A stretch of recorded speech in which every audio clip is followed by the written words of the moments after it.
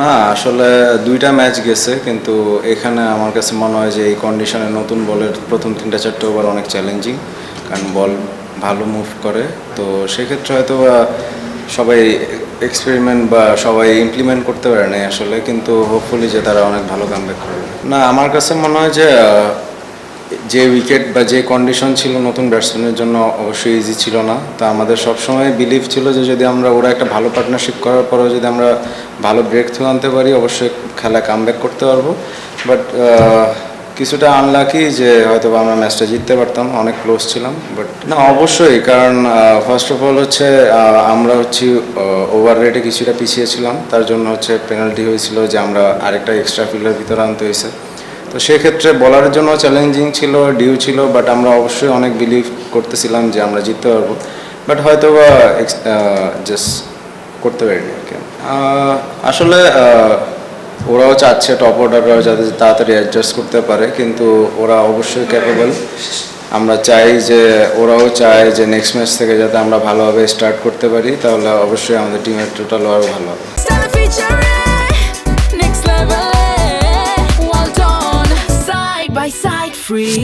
না আসলে বিপিএলে এমনটা হয়, কারণ এমন না যে এটা অনেক নতুন, এমন হয়, কিন্তু যারা খেলতেছে স্টিল ওরা অনেক ক্যাপেবল। কিন্তু হয়তো বা জাস্ট একটা দুইটা ম্যাচেই কাউকে জাজ না করাটা ভালো, আর হোপফুলি যে আমরা টিম হিসাবে ভালো কামব্যাক করতে পারবো। ওরা জানতেন যে আপনারা একটা বোলার শট, এই আলোচনাটা কি আপনাদের মধ্যে ছিল? মানে এত ভালোভাবে টিম সাজানোর পর একটা বোলার শট কেন? না একটা বোলার শট বলতে আমাদের লেফট আর্ম স্পিনার ছিল, তো ওদের অনেকগুলো লেফটি ব্যাটসম্যান হওয়াতে হয়তো বা সে বলটা করতে পারেনি মিডল ওভার্সে, তার জন্য আসলে শর্ট, তাছাড়া ওই অন্য কারণে শর্ট না। বাজার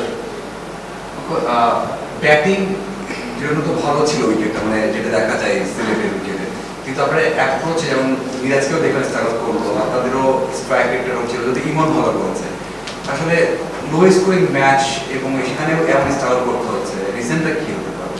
কারণ লো স্কোরিং ম্যাচ, মানে উইকেট কি ডিফিকাল্ট ছিল এমন, নাকি অ্যাপ্রোচে আমাদের? উইকেট ডিফিকাল্ট থাকলেই তো লো স্কোরিং ম্যাচে, কারণ গতকালকেও সেম উইকেটেই খেলা হয়েছে, আজকেও সেম উইকেটেই খেলা হয়েছে। তো আজকে দুপুরের ম্যাচে যে 130 হয়েছে, ওইটাও চেস করতে অনেক টাফ হয়েছে। তো আমরা সবাই জানতাম যে ইউজড উইকেট অবশ্যই এখানে একটু চ্যালেঞ্জিং হবে।